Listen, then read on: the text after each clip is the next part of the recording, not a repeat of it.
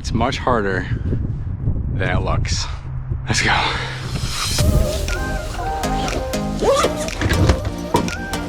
Is that all of it? Thank you so much. Have a great day.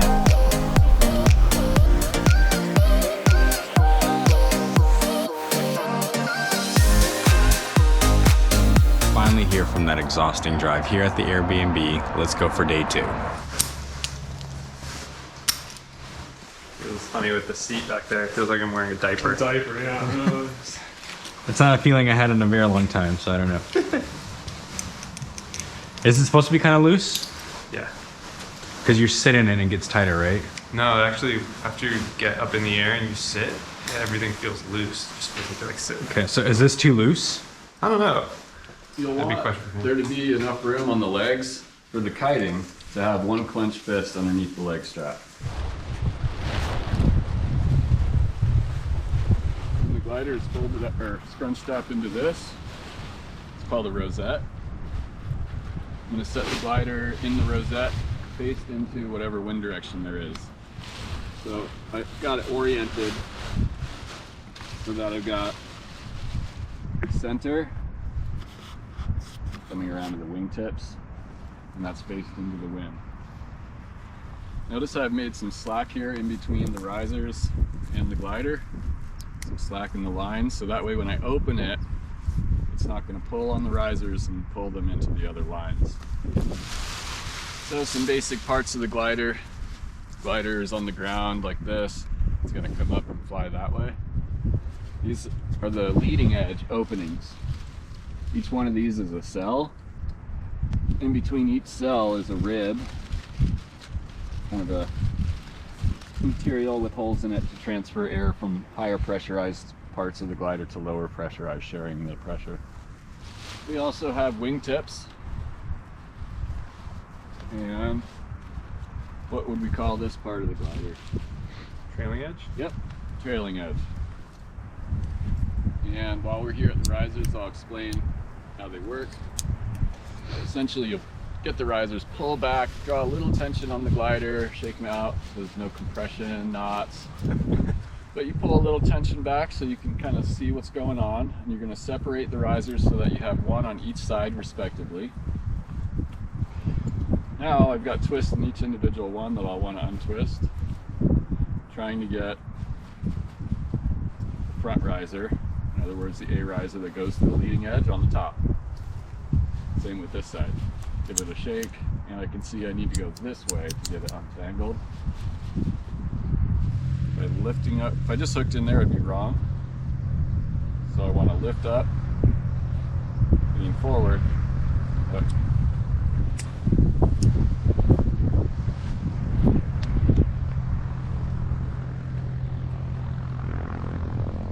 Some say this is the hardest part of the whole class. Then we take this one over here and lift up, lean forward, exposing the rear, matching rear to rear. I guess I'm glad I'm recording this and just watch it back later. Connect. And we're going to grab our brakes and then A's. It's blinking, right? So when the brake toggle's in our hand and we're kiting, we call this reverse cross control, because in my left hand, this brake line goes up to the right side of the glider as I'm looking at it. So as I'm looking at the glider in reverse, that's my natural left, and that's my natural right. That's my natural left wingtip, that's my natural right wingtip. They changed. Depends on how you're facing. If you're in reverse, it's just your natural left. When you're forward, natural left. Every time we say left brake, it's always left hand. When we grab the A's are only grabbed temporarily to assist the glider's rise into the air to the sweet spot. So with my left hand, I'm going to start by grabbing the left A riser, meaning the A riser that goes to the left side of the glider as I'm looking at it. I always start with the left hand because it's nice and easy to grab. On the right brake, the right hand is going to grab the A riser that goes to the right side of the glider. I can reach on one of two sides of this brake line. One, this side, the other, this side. We want to reach on this far side So I get my left one, and then it's wrist up, reach over that brake line. This way, nothing's on top of the A lines or our wrist. Go. So, and we extend our arms outwards so that the risers remain taut. And in this case, I want to build a wall. So what I do is I back up, knees bent, chest forward. I'm going to take a quick step backwards and yank on the A's. It's going to inflate. And before the trailing edge of the glider actually leaves the ground, or right as it's about to, release the A's, press brakes, and step forward. So, here we go. I might tease it a little bit to build a wall. The wind's kind of marginal right now, so I'd have to keep backing up into the wind most likely to keep it up there. And arms out and extended, A's lift upward and backing up, and brakes, and off. Back up. And there we go. When the glider goes to the left and we're in reverse, everything's to the left. Lean left, walk left and backwards, and pull left brake.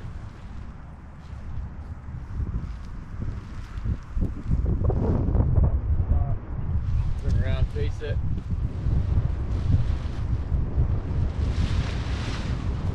And if you want to bring it down, both brakes.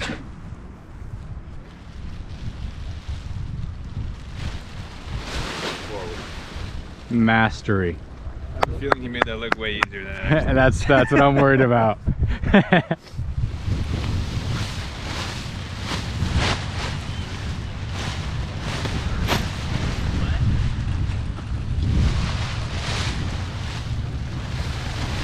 No.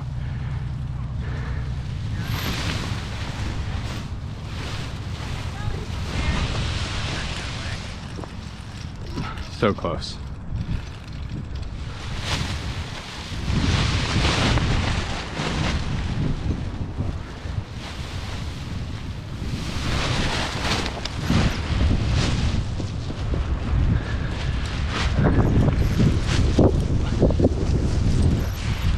Woo!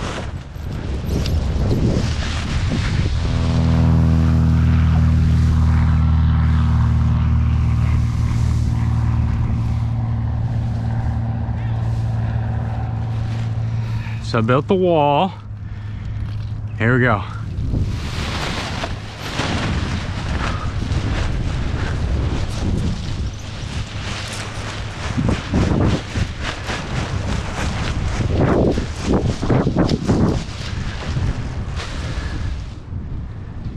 Woo! Dude, you're getting so good. All right, here we go again.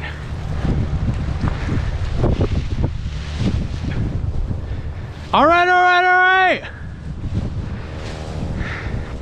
Keep going.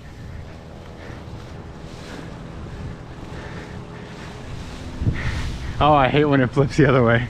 Yeah, he showed me a way to get it back. So like pull back the brakes. Oh, there you go. This is a workout. Here we go. Practice, practice, practice. Well, of course it's gonna do this.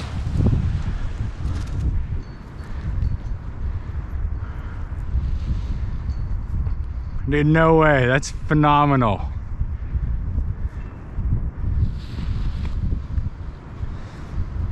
I'm just gonna bask in your glory here. This is great. Oh, no. Cut, cut, cut! I applaud you, my friend. Thank you. That was phenomenal. What I found is like, definitely go towards the side that's falling. It helps a lot. Is that what, you figured that out yet? You say that now, but in the moment, you're like, it doesn't work that way.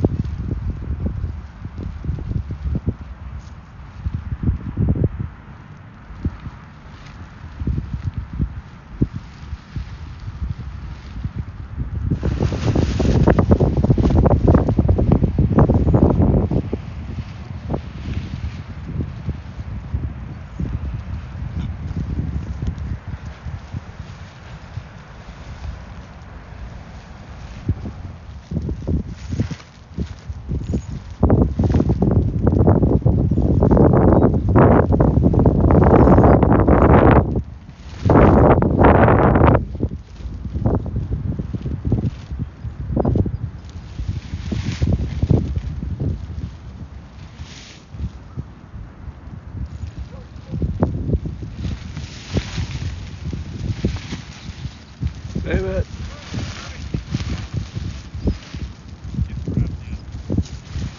Got that saved.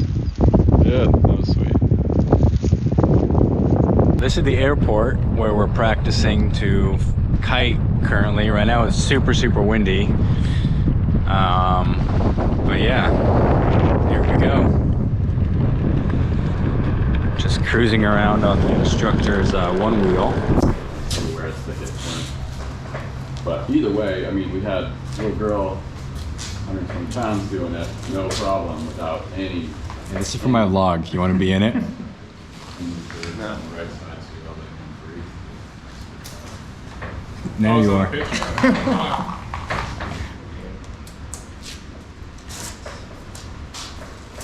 Alright, so you did your job with the launch, you didn't sit down, you kept that glider in the sweet spot. Yep. You were ready to abort and or ease off throttle, get the glider straightened out, and then go to the actual run for launch with throttle.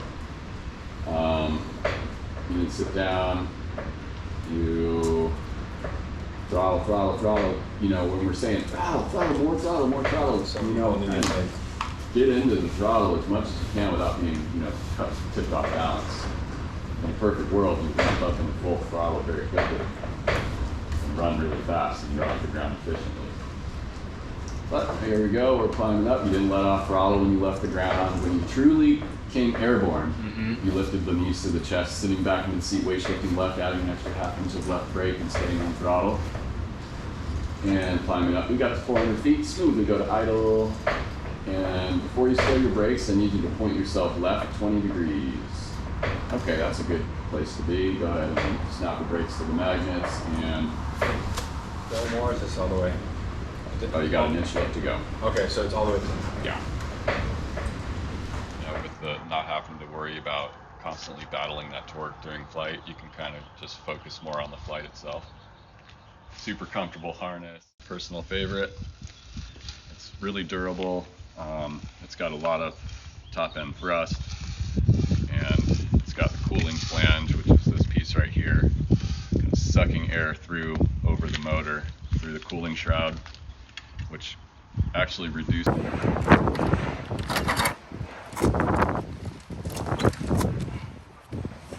as a feather, what are you talking about? It must be me.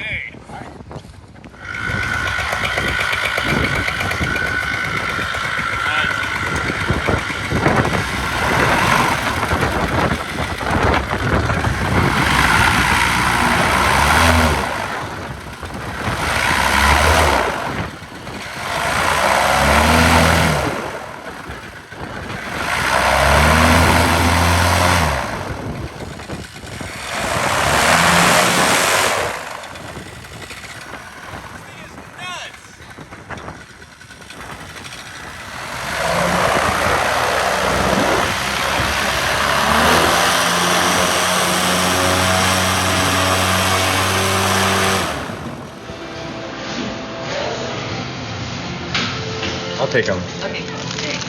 Thank you. Heading over to do some early morning kiting. Wrenchel, the time flux capacitor with the isolator. Instructor Drew, See if I get a spitting fire over here of knowledge. Let's see what happens.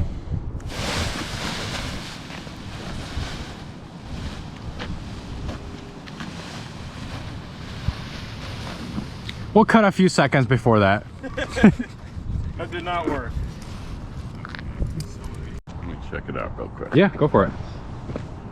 So one thing is this glider, if it's zero wind, you've got to lay the glider out neatly by hand. But since we have 3-mile-an-hour wind, we can do this, A's and brakes. A's in one hand, brakes in the other. Okay. Trying to get it lined up into the wind. Okay, I see what you're saying. Beautiful. With zero wind?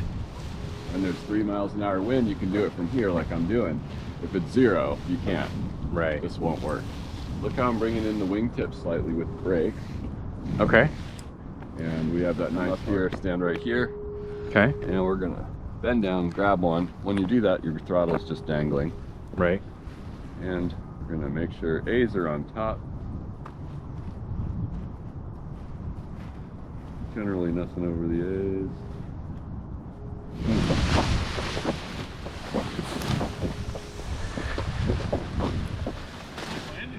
Huh?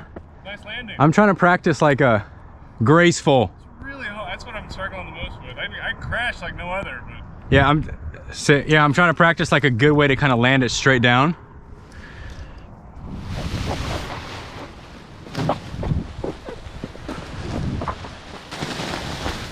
Something like that, you know? There's no... there's got to be a technique to it, but you lose the, like, I don't know, it just deflates and falls. I don't understand how you save it. It's the brakes. You That's pull... what I do, but then the bottom just rolls under and then it... I don't know. I don't know. I'm no expert.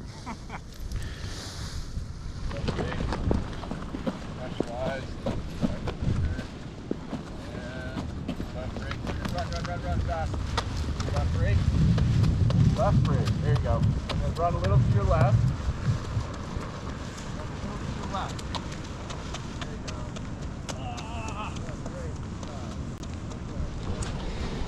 Ready to fly!